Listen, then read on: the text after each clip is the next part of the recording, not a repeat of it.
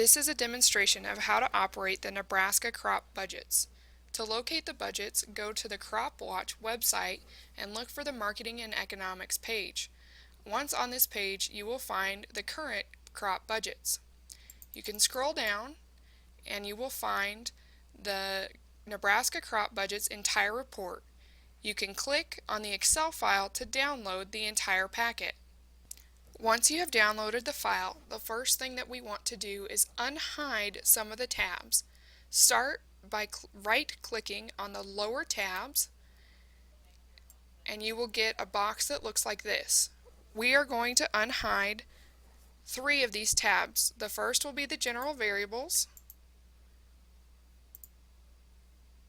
The next will be operations. And the final tab will be materials. These 3 tabs hold most of the information that you can edit to make this program specific to your operation.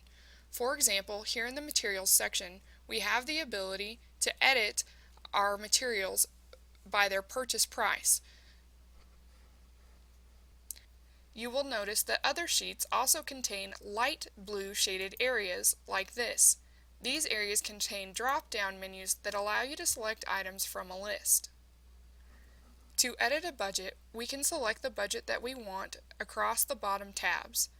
We can scroll over, and I'm going to look at a corn budget here. So here we have a gravity irrigated corn budget. To begin with, I'm going to unhide some cells by selecting the top few columns here and right-clicking to select Unhide. You'll notice that we have some information up here that also reflects down in these top titles.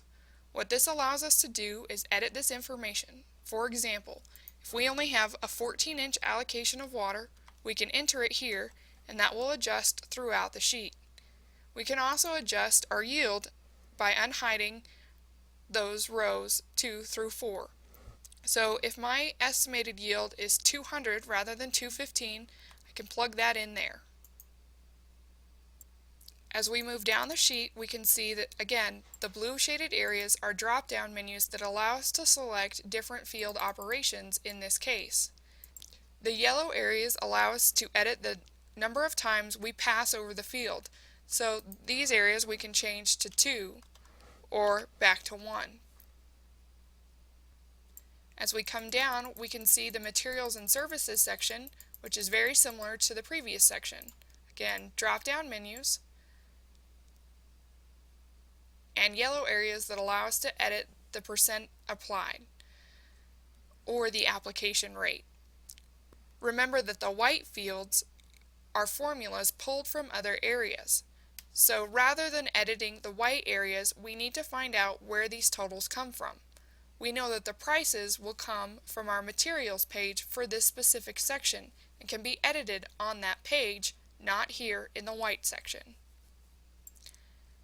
At the bottom section of the page, we see that there's another drop-down menu selecting the real estate type.